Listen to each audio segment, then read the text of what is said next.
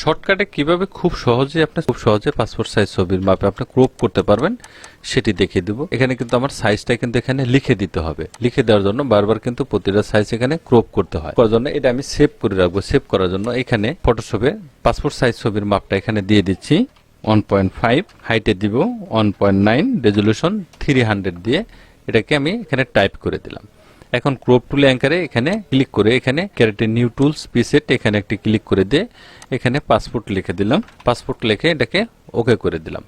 এখন এটাকে land size করবেন। ল্যান্ড সাইজ করার ক্ষেত্রে এটা একটি ক্লিক করলে কিন্তু এটা অল্টারনেটিভ হয়ে যাবে। এখন আমি স্ট্যাম্প সাইজ দিব এখানে 0.79, হাইটে দিবেন 0.99, রেজলিউশন 300 দিয়ে দিবেন।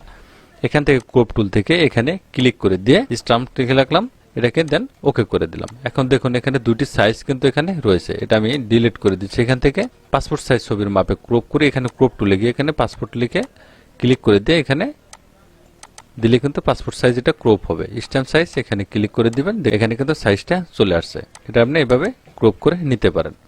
এবং কি যদি জয়েন্ট ছবি করেন সেক্ষেত্রে এখানে অ্যাঙ্কার পয়েন্টে ক্লিক করে দিলেই এটা অল্টারনেটিভ হয়ে যাবে। এখন আপনি ল্যান্ড সাইজ এটা ক্রপ করতে পারেন। এভাবে আপনি ক্রপ টুলগুলো সেভ করে রাখতে পারেন। থ্যাংক ইউ গাইস, ভালো থাকবেন সবাই।